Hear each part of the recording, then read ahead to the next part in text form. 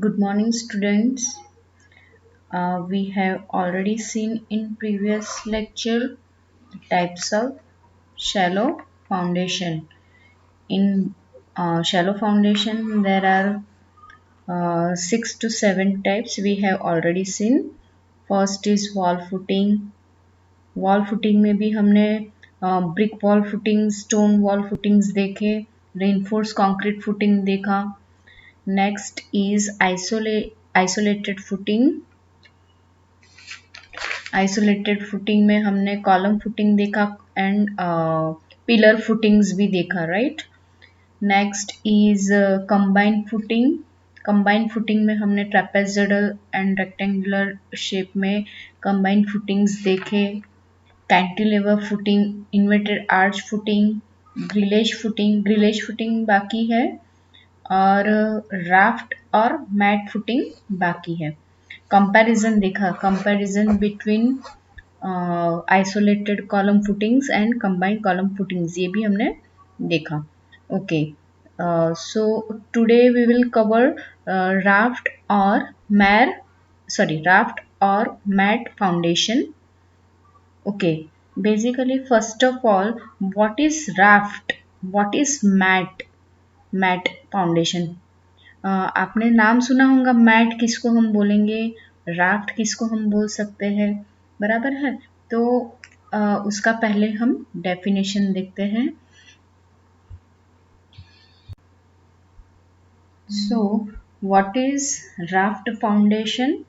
When the bearing capacity of the supporting soil is very low and the heavy concentrated structure loads are to be supported in case of marshy land or land made up of ground or soft clay.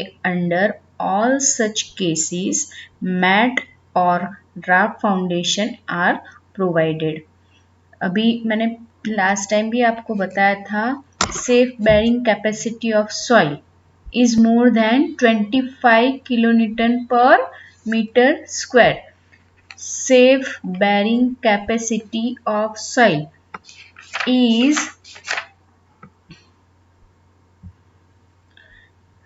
is more than 25 kilonewton per meter square. SBC of soil should be more than 25 kilonewton per meter square.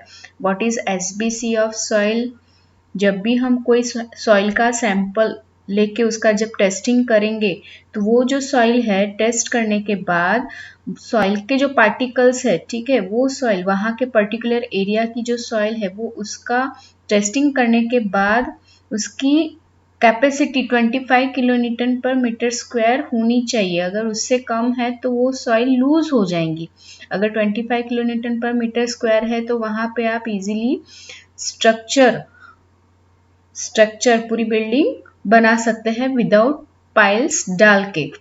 Piles क्या है मैं आपको बताती हूँ, लेकिन वहाँ पे वो जो लैंड है तो वहाँ पे आप इजीली एक्सकावेशन करके फाउंडेशन बना सकते हैं, ठीक है. उसकी बेरिंग कैपेसिटी उतनी है कि वो स्ट्रक्चर को क्या कर सकती है, वो स्ट्रक्चर को बेर कर पाएंगी. वो स्ट्रक्चर जो है पूरा, बिल्डिंग जो है पूरा, वो कॉलेप्स नहीं हो पाएगा, नहीं हो जाएगा, ठीक है, ना तो पूरा बिल्डिंग्स अंदर गिर जाएगा.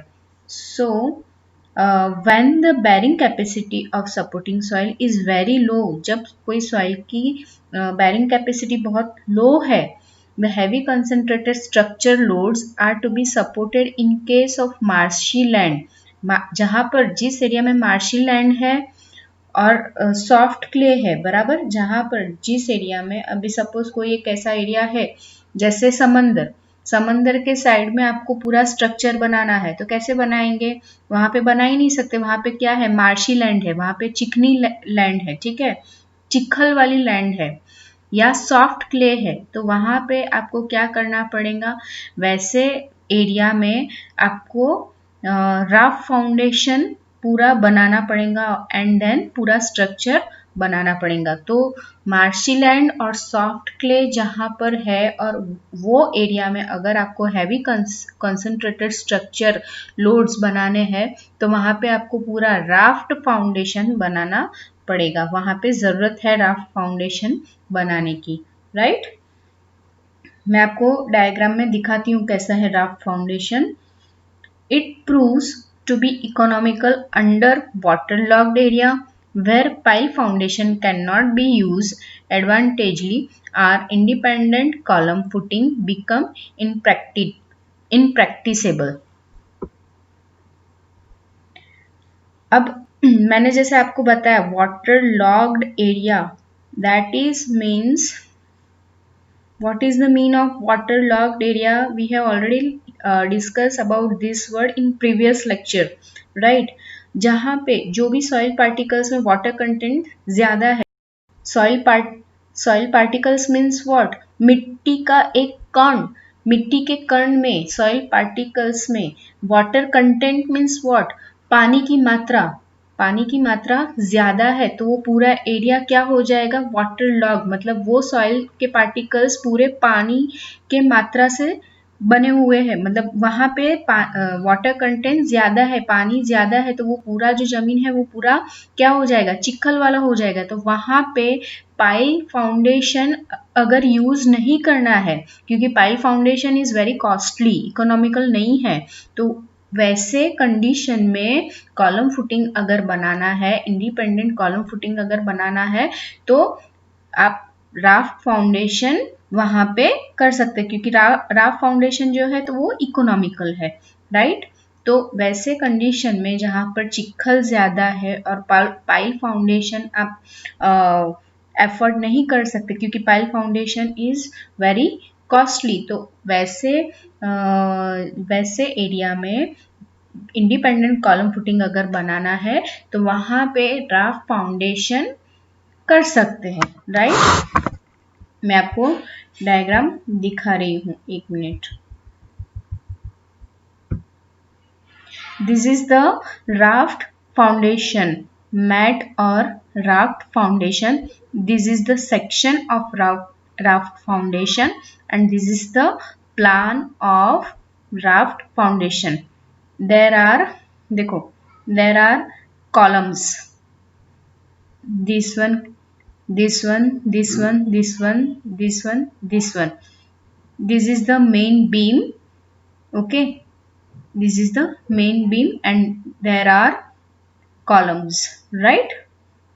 तो उसका सेक्शन भी दिया है, this and this is the section में आप देख सकते हैं ये पूरा कॉलम, सॉरी ये पूरा बीम है एंड यहाँ पर बहुत सारे कॉलम्स है।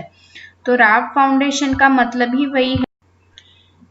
ही वही है कि जिस फाउंडेशन में बहुत सारे कॉलम्स हो, तो वो पूरे एक ही फुटिंग में, फाउंडेशन पूरा पैड एक ही होगा, फाउंडेशन पूरा एक ही होगा, बीम पूरा एक ही होगा, लेकिन उसमें बहुत सारे नंबर ऑफ कॉलम्स होंगे, तो उसको हम राफ्ट और मैट फाउंडेशन बोल सकते हैं। अब आगे नेक्स्ट पॉइंट है, raft is acting as a floor consisting of thick reinforced concrete slab covering the entire area of the bottom of the structure। मैंने अभी जैसे बताया आपको, concrete slab covering the entire area of the bottom of the structure, पूरा thick reinforce concrete slab एक slab की तरह है पूरा, जिसमें नंबर ऑफ कॉलम्स कंस्ट्रक्ट कर सकते हैं। Next point, the slab normally projects 30 to 40 centimetre on all the sides of outer wall. The excavation is made to a required depth. The entire area is well compacted. When this surface is dry, then the slab is laid. पूरा एक slab की तरह बनाना है, 30 to 40 centimetre पूरा outer wall का sides जो projection है वो 30 सेंटीमीटर टू 40 सेंटीमीटर्स के होने चाहिए। एक्सकावेशन में भी रिक्वायर्ड डेप्थ, आपको एक्सकावेशन के लिए रिक्वायर्ड डेप्थ बनानी है और पूरा जो एरिया है वो कॉम्पैक्टेड होना चाहिए, ठीक है। तो ये पूरा जो मैंने अभी आपको डायग्राम में दिखाया पूरा राफ्ट फाउंडेशन है। और राफ्ट फाउंडेशन, राफ्ट और मैट फाउंडेशन एग्जाम में कम से कम 5 to 6 बार आया है, तो अच्छे से देखना पूरा लिटरेचर, मतलब जो उसकी पूरी थियरी है वो, एंड पूरा डायग्राम अच्छे से देखना, वो एग्जाम में आएगा क्योंकि 6 से 7 बार आया है अभी तक। ठीक है, तो this is the very important question. Okay okay, अब now next topic is deep foundation. Okay, what is deep foundation and types of deep foundation? When the depth of the foundation is more than its width, the foundation is called as deep foundation. Foundation का जो depth है, बराबर, foundation का जो depth है वो उसके width से, फाउंडेशन के विड्थ से ज्यादा है। ओके, तो उसको हम क्या बोलेंगे? Deep foundation. It can also be defined as if the depth of foundation is more than 2 meter. मैंने आपको पहले ही बताया था कि मिनिमम डेप्थ कितना होना चाहिए। Minimum depth is 1.5 metre when where the excavation is needed. जहां पर एक्सकावेशन करना है, जहां पर भी एक्सकावेशन की कर रहे हैं हम, तो वहां पे मिनिमम डेप्थ कितना होना चाहिए? 1.5 मीटर। ठीक है, अगर 2 मीटर से ज्यादा डेप्थ है तो that is called as a deep foundation.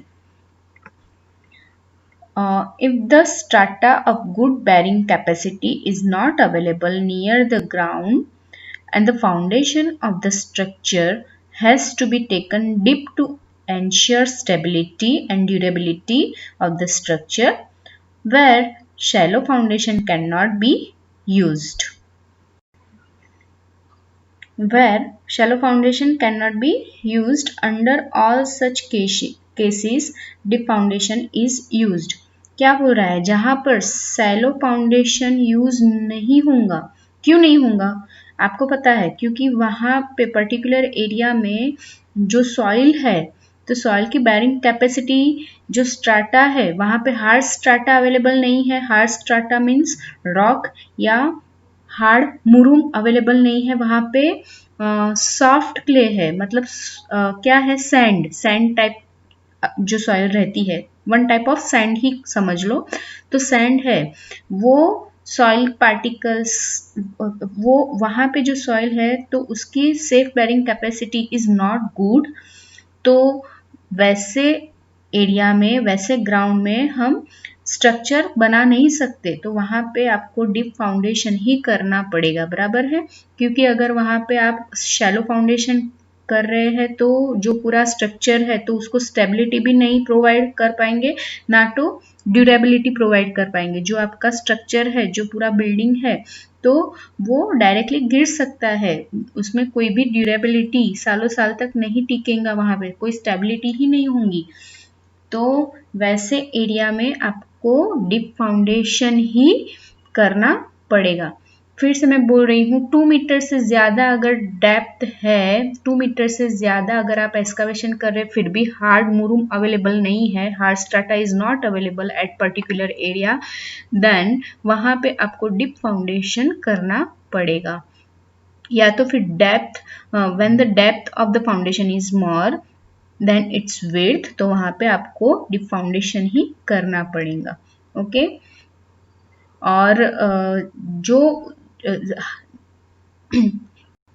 even on that particular area there is not availability of hard strata or good bearing capacity, then deep foundation must be there. Deep foundation ही करना पड़ेगा। अगर वहां पे shallow foundation करेंगे तो क्या होगा?